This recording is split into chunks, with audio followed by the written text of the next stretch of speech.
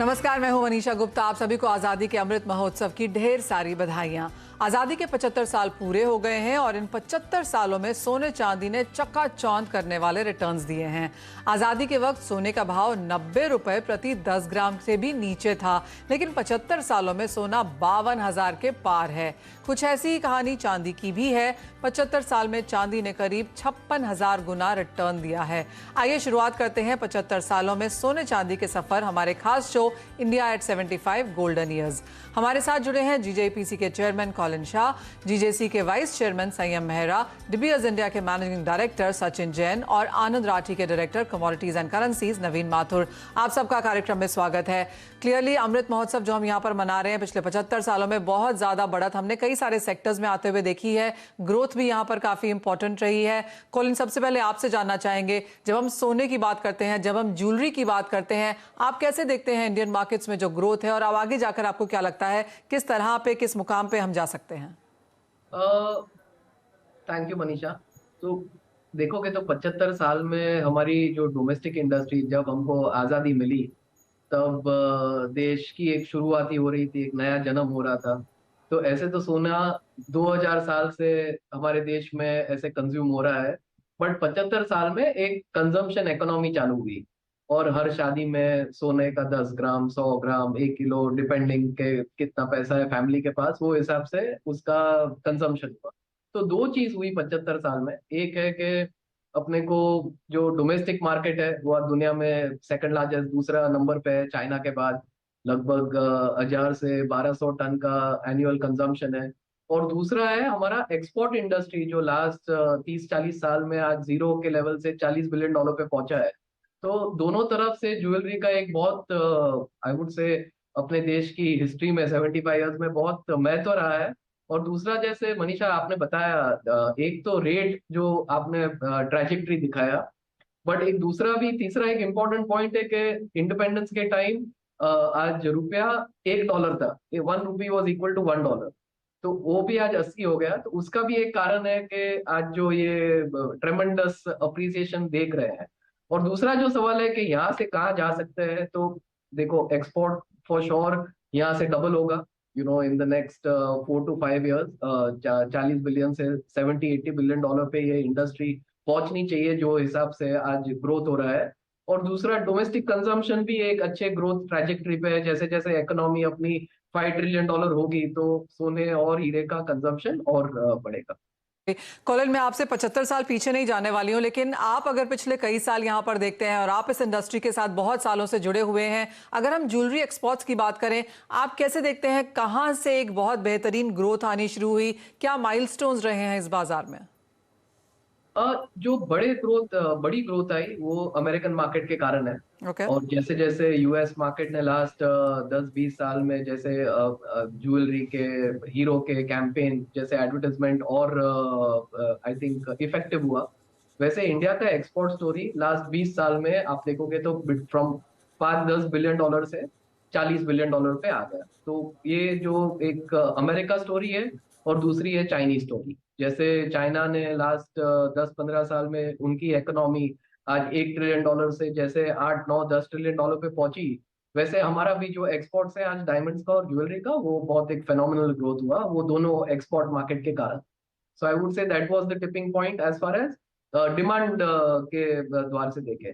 और दूसरा है कि हमारी जो गवर्नमेंट की बहुत प्रोग्रेसिव पॉलिसीज रही, एक है SEZ, दूसरा है रफ डायमंड पे zero import duty, e commerce policy जो आ रही है, और बहुत सारी चीजें ऐसे, मैं बहुत वक्त नहीं लूंगा, बट लास्ट 10-15 साल में कॉमर्स और फाइनेंस मिनिस्ट्री और हमारे जो प्राइम मिनिस्टर है उनका बहुत अच्छा सपोर्ट रहा है ये इंडस्ट्री के लिए, और आज भी है आगे बढ़ने के लिए। सो आई थिंक वो 2-3 कारण है जिससे हमारा एक्सपोर्ट तो बढ़ ही रहा है। और डोमेस्टिक इकोनॉमी में एक जो टिपिंग पॉइंट है, ऐसे देखो हमारा जो कंजम्पशन है वो तो बहुत स्ट्रांग ही रहा है लास्ट 10-20 साल से। बट मेरे को लगता है ये जो हॉल मार्किंग मैंडेटरी हुआ अभी 1 साल पहले, उससे एक कंज्यूमर कॉन्फिडेंस जो बढ़ रहा है और बढ़ेगा अगले 1-2 साल में, उससे भी मार्केट को बहुत अच्छा ग्रोथ और बूस्ट मिलेगा पैन इंडिया। एब्सोल्युटली, काफ़ी सारी गवर्नमेंट की तरफ से मेजर्स आए हैं और जैसे आपने कहा फाइनेंस मिनिस्ट्री, कॉमर्स मिनिस्ट्री की तरफ से जिस तरह के हमने पॉलिसी चेंजेस आते हुए देखे हैं, क्लियरली काफ़ी सपोर्टिव रहे हैं इस सेक्टर के लिए। संयम, अगर फुल ऑन यहाँ पर ज्वेलरी मार्केट की बात करें तो क्लियरली खरीदारी यहाँ पर बढ़ी है। जैसे कि हम हमेशा कहते भी हैं कि हर सालाना यहाँ पर 700-800 टन सोने का इम्पोर्ट है और ज्वेलरी डिमांड ग्रोथ यहाँ पर काफ़ी बेहतरीन है। इन्वेस्टमेंट के तौर पर तो सोना खरीदा जाता ही है, लेकिन उसमें से भी ज्वेलरी की डिमांड, ज्वेलरी के तौर पर जिस तरह से इन्वेस्टमेंट होती है वो यहाँ पर काफ़ी बड़ी है। पिछले कुछ सालों में जिस तरह के चेंजेस हमने होते हुए देखे हैं, कैसे देखते हैं आप ग्रोथ इंक्रीज इंडियन मार्केट्स के लिए? देखिए, जैसे देखने जाए 1950s में 60s में हैंडमेड ज्वेलरी बहुत चल रही थी। जी। 1980s 90s में जब एक मौका आया तभी चेंज हो गई। बाकी जो हैंडमेड ज्वेलरी थी, जितनी मार्केट में डिमांड थी उससे जितनी प्रोडक्शन थी उससे ज्यादा डिमांड आ रही थी। 80s 90s के अंदर मशीनरीज सब चेंज की लाए, कास्टिंग ज्वेलरी की लाए। उसके बाद एक सब्सटैंशियल ग्रोथ हुई 1991 में जब गोल्ड कंट्रोल हटा। उसके बाद पूरी मार्केट खुली, मैन्युफैक्चरिंग मार्केट खुली और लोगों ने काफी मशीनें इंपोर्ट की, जिस वजह से काफी गोल्ड बार्स की भी इंपोर्ट बढ़ने लग गई। रोज गोल्ड की ज्वेलरी, बाकी सब ज्वेलरी 2000 के बाद बनने चालू हुई, जिसकी वजह से मार्केट की जो डिमांड जितनी ज्यादा थी, सोना है सुरक्षा के लिए, तो लोग काफी ज्वेलरी बाय करने लग गए। जब एक लेडी ज्वेलरी भी खरीदती है, 30,000 का भाव था आज से 3-4 साल पहले, और 10% 15% की मेकिंग चार्जेस भरने के बाद अगर एक लेडी अपनी ज्वेलरी चेंज भी करना चाहती है तो ज्यादा लॉस उसको नहीं होता, बेचने के बाद भी उसको फायदा महसूस होता है उसके अंदर। तो ये देखते देखते काफी डिमांड भी एंड कंज्यूमर के पॉइंट पे बढ़ी। जैसे कॉलिंग जी ने बताया कि गवर्नमेंट के नॉर्म्स और सिस्टम्स इतने बराबर और स्मूथ हो गए हैं, जिस वजह से कॉर्पोरेटाइज हो गया है पूरा बिजनेस बुक्स में आ गया है। काफी शोरूम्स बढ़ रहे हैं, काफी कॉर्पोरेट्स ने 100, 150, 200 शोरूम्स में गए। छोटे एरियाज के अंदर, जिलास के अंदर शोरूम्स बढ़ रहे हैं, जिसकी वजह से अपने आप डिमांड्स मीट हो रही है। पहले जमाने के अंदर लोग 100 किलोमीटर 200 किलोमीटर एक छोटी ज्वेलरी लेने जाते थे, लेकिन आज देखो तो बाजू वाले कुछ 100 मीटर या 200-500 मीटर्स के अंदर ही ज्वेलरी शॉप्स उपलब्ध हैं, जिस वजह से हम लोग immediately buying as a retailer कर सकते हैं। मुझे लगता है आने वाले टाइम के अंदर और भी शोरूम्स बढ़ेंगे, डिमांड और भी बढ़ेगी। लोगों ने ये सोचा कि रेट्स बढ़ने के बाद क्या डिमांड कम होगी, लेकिन कभी भी कंज्यूमर बढ़ती चीज के अंदर ही इन्वेस्ट करना चाहता है। और गोल्ड ऐसी कमोडिटी है जो आज काफी टाइम पहले, जैसे आपने बताया 89 रुपीज था, 112 रुपीज था पर 10 ग्राम 1950 में, फिर 5000 रुपीज में आया, आज 52 लाख रुपीज किलो है। तो ये आने वाले टाइम के अंदर भी अगर आज आगे 10 साल आगे देखेंगे तो 75 lakh rupees kilo, 80 lakh rupees kilo तक ही जाएगा। तो बढ़ती चीज है और कोई भी इन्वेस्टर भी समझो या एंड कंज्यूमर भी समझो बढ़ती चीज में इन्वेस्ट करना चाहता है, तो गोल्ड की चमक आने वाले सालों में बढ़ते ही जाएगी। जी हाँ, अगर आप वो चार्ट देखें जो हम आपको यहाँ पे स्क्रीन पे दिखा रहे हैं, क्लियरली अगर आप पिछले 10 साल देखें, 20 साल देखें, 75 साल भी अगर देखें तो लगातार तेजी यहाँ पर सोने और चांदी के प्राइसेस में देखने को मिली है। और जैसे आपने कहा संयम जी, हाँ, हैंडमेड से लेकर मैकेनाइजेशन तक, रोज गोल्ड, व्हाइट गोल्ड, हमने बहुत सारे यहाँ पर इनोवेशंस भी आते हुए देखे हैं, चाहे वो डिजाइन के तौर पर हो या फिर टेक्नोलॉजी के लिहाज से। एक और चीज यहाँ पर है, वो है डायमंड, जहां पर हमने बहुत पहले ही एक बड़ा अपने आप को एक मैप पे यहाँ पर लैंड किया था, लेकिन वो था रफ से पॉलिश डायमंड के तौर पर। लेकिन जिस तरह से हमने डायमंड की कंजम्पशन भी अब यहाँ पर भारतीय बाजारों में बनते हुए देखी है, वो भी एक बहुत बड़ा नंबर है। सचिन, आपको भी इस चर्चा में शामिल करना चाहेंगे, आप कैसे देखते हैं पिछले कुछ सालों में यहाँ पर जब डायमंड की ग्रोथ बनता हुआ देखते हैं? Thank you Manisha. एक तो आपके जरिए से मैं बताना चाहूंगा कि एक तो जैसे 75 इयर्स ऑफ हमारा इंडिपेंडेंस है, तो ये पिछले 75 साल हमारे डायमंड बिजनेस के लिए भी बड़े इंटरेस्टिंग रहे हैं। 1947 एक साल था जहां पे पहली बार हीरो को एक इमोशनल तरीके से कंज्यूमर के सामने रखा गया। पहली बार डायमंड इज फॉरएवर, जो एक लिखी गई लाइन, हीरा है सदा के लिए, एक लाइन लाई गई जिससे कस्टमर्स एक कनेक्शन, इमोशनल कनेक्शन एक हीरे के साथ कर पाए। और उस दिन से, जैसे कॉलिन ने मेंशन किया, लीडिंग मार्केट्स अमेरिका रहे हैं, चाइना रहे हैं। तो अगर मैं आपको कुछ आंकड़े दे पाऊं तो आज की तारीख में भी करीब 50 to 51% जो डायमंड निकलते हैं वो अमेरिकन मार्केट में यूज होते हैं, करीब 17 से 18% चाइना मार्केट में यूज होते हैं, और इंडियन मार्केट इज अबाउट 8%। और हमारी डीबीएस की जो प्रोजेक्शन है वो ये है कि हमारे हिसाब से this market has the potential to grow to about double of this in the next 8 years। और ये ग्रोथ ट्रेजेक्टरी पिछले कुछ सालों से चालू है। इसके रीजंस रहे हैं कि एक तो हमारा रिटेल इंफ्रास्ट्रक्चर काफी अच्छा हो रहा है, काफी अच्छी रिटेल स्पेस डायमंड के प्रति दी जा रही है। बहुत ट्रांसपेरेंसी बढ़ गई है। पहले जैसे बोला जाता था कि एक हीरा ले रहे हैं, इसका दाम क्या है, इसकी वैल्यू क्या है, पता नहीं होती थी। आज की डेट में most of the important jewellers in India stand behind the product. वो अपने जो आपको एक कस्टमर को देते हैं उसके पीछे वो खड़े होते हैं। संयम जीजेसी के पार्ट हैं, और ट्रांसपेरेंसी के प्रति जो इतना इतना इमेंस वर्क जीजेसी ने करा है टू ब्रिंग के एक कॉन्फिडेंस से कस्टमर आ पाए और ले पाए। लेकिन जो सबसे इंपॉर्टेंट रीजन रहा है वो है ये रहा है कि एक लाइफस्टाइल में चेंज है। जैसे पहले हम लोग ज्वेलरी खरीद के उसे लॉकर में रखने को एक तरह से एक हमारे प्रथा थी। आज के कस्टमर्स अपनी ज्वेलरी खरीद के उसको एंजॉय करना चाहते हैं, अपने एक्सेसराइजेशन में, अपनी लाइफस्टाइल में एंजॉय करना चाहते हैं, और डायमंड्स उस हिसाब से बहुत अच्छे से ब्लेंड हो रहे हैं विद द कॉम्बिनेशन ऑफ कि भाई ट्रांसपेरेंसी है, नए डिजाइन हैं, उनके एक लाइफस्टाइल रिफ्लेक्ट हो रही है। सो हम लोग का सोचना यह है कि इंडिया एक बहुत इंपॉर्टेंट ग्रोथ ड्राइवर है डायमंड बिजनेस के लिए ग्लोबली, और ये समय इंडिया का है। मेरा सोचना यह है कि this is our time to not just be recognised कि वी आर इंडियंस और our product, but this is the time to celebrate. मतलब हमारा इस समय सेलिब्रेशन ऑफ इंडिया का समय है। एब्सोल्युटली। और जैसे आपने कहा सर्टिफिकेशन, ट्रांसपेरेंसी, क्रेडिबिलिटी, ये कुछ शब्द हैं, ये कुछ मेजर्स हैं जो हमने भारतीय बाजारों में आते हुए देखे हैं पिछले कई सालों में, जिन्होंने इस सेक्टर के लिए ऑफ कोर्स काफ़ी काम किया है। नवीन, आपके पास आना चाहेंगे। और एक और चीज़ जो हमने कई सालों में यहाँ पर आते हुए देखी है वो सोने की फाइनेंशलाइजेशन है। पहले सिर्फ ज्वेलरी के काम पर यहाँ पर काम होता था, स्त्री धन के नाम से सोने को यहाँ पर देखा जाता था, लेकिन अब जिस तरह से यहाँ पर कारोबार है, फाइनेंशलाइजेशन है, बहुत सारे प्रोडक्ट्स हैं, नए एक्सचेंजेस खुलते हुए हमने देखे हैं, कारोबार को एक नया टर्न हमने लेता हुआ देखा। आप कैसे देखते हैं पिछले कई साल? मनीषा, सबसे पहले तो मैं आपको, पूरी सीएनबीसी आवाज की टीम को और व्यूअर्स को इस 75वीं इंडिपेंडेंस डे के ऊपर बहुत बहुत शुभकामनाएं देना चाहूंगा। डेफिनेटली मतलब कि जब से ये इन मार्केट्स आए हैं, फाइनेंशियलाइजेशन ऑफ गोल्ड हुआ है, पर्टिकुलरली विद एमसीएक्स और द कमोडिटी एक्सचेंजेस जो आए 2003 में, जुड़ा हुआ हूं मैं उसके साथ। इस दौरान हमने काफी रिफॉर्म्स देखे Manisha. Exchange is one part of it. We have seen, जैसे पहले होता था, आपने बिल्कुल सही कहा, स्त्री धन की तरह सोने को देखा जाता था सिर्फ। आज की डेट में वो तो एक इम्पोर्टेंट है ही पार्ट गोल्ड के लिए, पर अगर आप सोने को देखें तो एक तरह से financialisation in terms of investment and portfolio diversification काफी एक इम्पोर्टेंट तरीके से उभर कर आया है 2008 के बाद। Particular changes have happened when we felt about this financial crisis in 2008. So people started looking gold as a different avenue to minimize the portfolio risks and maximize the returns.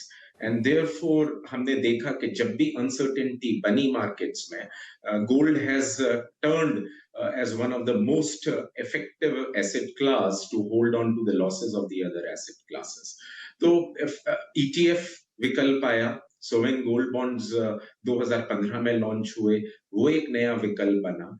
Exchange by themselves have started giving the transparency for the entire industry in bullion markets, be it gold and silver. So I think there's lot many things which has happened कुछ सालों से, and definitely ये reforms काफी हद तक देश के लिए भी और इन्वेस्टर्स एंड कंज्यूमर्स के लिए भी फायदेमंद का सौदा रहा। तो अगर आप देखें तो ट्रांसपेरेंसी, एक ओपेकनेस थी इस पर्टिकुलर इंडस्ट्री में, जो कि धीरे धीरे खत्म होगी, एकदम तो नहीं होगी पर लेकिन हाँ धीरे धीरे खत्म हो रही है। उसकी वजह से जो ट्रांसपेरेंसी आई है, कंज्यूमर का कॉन्फिडेंस आया है, क्वालिटी कॉन्शियस लोगों को ज्यादा, मतलब कि the people have become more quality conscious in terms of gold and silver.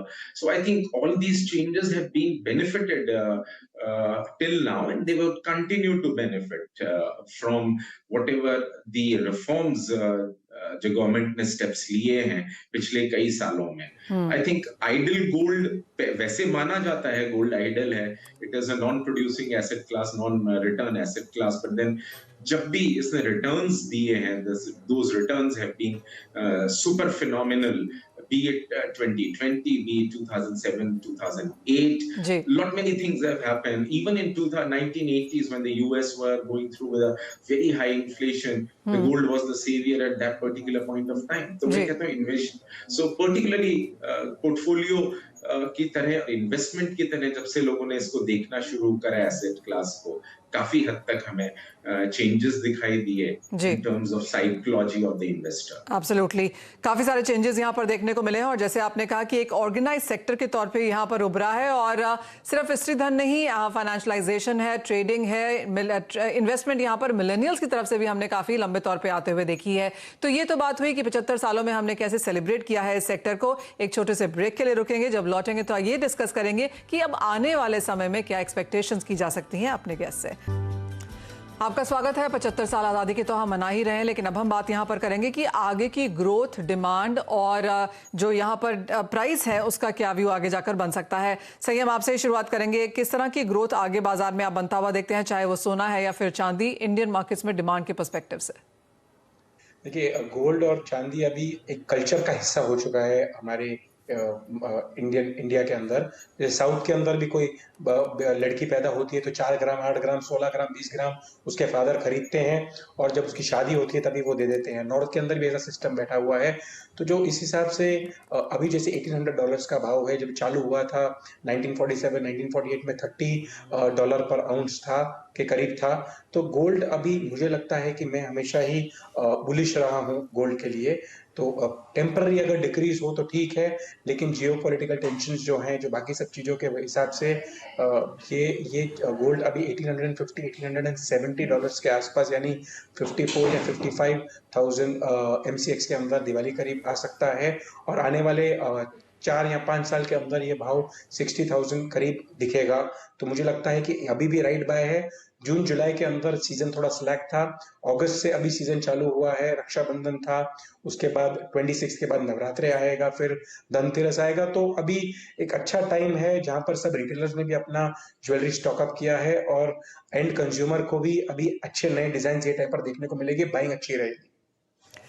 खरीदारी करके ही यहाँ पर काम करना है। इन्वेस्टमेंट के तौर पे अब भी यहाँ पर भारतीय बाजारों में ये ट्रेंड जारी है और इन्वेस्टमेंट के तौर पर भी पिक करने लगा है। कोलिन, अगर एक्सपोर्ट्स की बात आपसे करें, किस तरह की ग्रोथ पिछले कुछ सालों में देखने को मिली है, क्या वो सस्टेनेबल है और आने वाले समय में किस तरह की ग्रोथ आप एक्सपोर्ट्स में आता हुआ देखते हैं जेम्स एंड ज्वेलरी के लिए?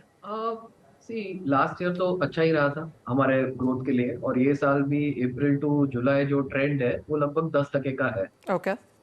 हमारी उम्मीद वही है कि 10 से 15% CAGR ग्रोथ अगले 3 से 5 साल इंडस्ट्री कर सकता है। और अगर डॉलर में गिनो तो, और रुपये का डिवैल्यूएशन 3 से 5% जो हर साल होता है वो अगर गिनो तो वो ग्रोथ ज्यादा होगा रुपी टर्म्स में। बट डॉलर टर्म्स में 10 to 15% बहुत डुएबल है। ये साल चाइना थोड़ा स्लो रहा है क्योंकि वहां पे फ्रीक्वेंट लॉकडाउन हुए थे, बट हमारी उम्मीद है कि अगले 1-2 महीने में वहां नॉर्मल सी आ जाएगा। यूएस की जो खबरें आ रही थी लास्ट 2-3 महीने में कि रिसेशन आ रहा है, बहुत सारा इन्फ्लेशन है, वो लास्ट 1 महीने से थोड़ा कूल डाउन हुआ है। और अभी वहां पे हमारे जितने भी कस्टमर्स हैं जो बड़ी खरीदारी करते हैं वो बोल रहे हैं कि ये सीजन शायद इतना भी बुरा नहीं रहेगा जैसे 2-3 महीने पहले लग रहा था। ऑफकोर्स लास्ट ईयर का जो 30% ग्रोथ हुआ था वैसे शायद ना हो, मगर 5 to 10% ग्रोथ वहां पे भी उम्मीद है। ब्रांडेड ज्वेलरी जो यूरोप और चाइना और ऐसे साउथ ईस्ट एशिया में बहुत सारी जगह पे चलती है वो बहुत अच्छी रहेगी। सो ब्रांड्स बहुत स्ट्रांग है और स्ट्रॉन्गर हो रही है क्योंकि जो नेक्स्ट जनरेशन है वो शायद इतना वैल्यू कॉन्शियस नहीं है जितना ब्रांड कॉन्शियस है। तो ब्रांडेड ज्वेलरी में हम देख रहे हैं कि बहुत अच्छा ग्रोथ हो रहा है। और दूसरा, last but not the least, ये जो सीपा अग्रीमेंट हुआ है जिससे यूएई का जो हमारा 5% का जो ड्यूटी था वो चला गया, तो उसके कारण वो पूरा रीजन जो जीसीसी रीजन है वो बहुत अच्छा रहेगा। और ये जीसीसी रीजन क्या है, एक यूएई के थ्रू गेटवे भी है टू अफ्रीका। तो एक जो कॉन्टिनेंट जो आई वुड से लास्ट हजारों साल से और मे बी लास्ट 200 साल से फॉर श्योर इतना इकोनॉमिकली प्रॉस्परस नहीं रहा है, वो हम देख रहे हैं कि वहाँ की बहुत सारे देश अभी डेवलप्ड इकोनॉमी तरफ जा रहे हैं, वहां भी बहुत इंडस्ट्रियलाइजेशन हो रहा है। Okay. तो जैसे अफ्रीका खुल रहा है हमारे इंडस्ट्री के लिए, तो वो यूएस, चाइना, यूरोप, गल्फ के साथ एक नया मार्केट शायद खड़ा हो जाएगा अगले 3-4 साल में लिए, जो Alright. वहां पे भी बहुत अच्छी सोने की खरीदारी स्पेशली होती है। यानी कि 10 से 15% एक्सपोर्ट की मार्केट ग्रो हो सकती है और ब्रांड्स क्लियरली बेहतर कर रहे हैं और इसके अलावा नए बाजार इंडियन मार्केट्स के लिए खुल भी रहे हैं। सचिन, आप कैसे देखते हैं डायमंड्स के हिसाब से इंडियन मार्केट्स को किस तरह की ग्रोथ आप यहां पर एक्सपेक्ट कर रहे हैं और किस टिकट साइज की ग्रोथ हम यहां पर बनता हुआ देखते हैं और इंडियन मार्केट्स के लिए आपके लिए क्या प्लान्स होंगे? मनीषा, हमने ये देखा था कि पिछले साल में करीब 21 से 22% की ग्रोथ मार्केट में थी। कीपिंग इन माइंड कि 2020 जो था वो काफी डाउन गया था, तो अगर आप नेट 2019 से कंपेयर करें तो डोमेस्टिक मार्केट करीब 9 से 11% ग्रो किया लास्ट ईयर। इस साल हमारा पहला एस्टिमेट जो था वो करीब 10 से 12% का था और ये पीछे अभी जो James and jewellery export promotion council ने एक IHS फेयर हमारा होता है इंटरनली, जो उसका बहुत पॉजिटिव रिस्पांस रहा। जो हम लोग देख रहे हैं कि दी कॉन्फिडेंस ऑफ जो हमारी रिटेल फर्टिलिटी है on diamond is very strong, तो मे बी ये हमारा 12 और 20 के बीच में कहीं होएगा, which will be clear over the next few months. So ये हमारा एक एक्सपेक्टेशन है। ट्रेंड्स के तौर पे मैं बोलना चाहूंगा कि 3 चीजें जो हमें लगता है कि आगे बहुत इंपॉर्टेंट होंगी। एक तो कॉमनली मैं बोलूंगा जो कॉलन ने मेंशन किया कि ब्रांड्स बहुत इंपॉर्टेंट रहेंगे हमारे इंडिया के तौर पे भी। एक जैसे पहले था कि एक फैमिली ज्वेलर की इंपॉर्टेंस थी, मगर उसमें अगर एक जो हम यंगर जनरेशन को देख रहे हैं, brands are becoming very important और एक चेंज या एक ट्रेंड हम लोग देख रहे हैं जो 2022 में 23 में जरूर रेलेवेंटली सामने आएगा।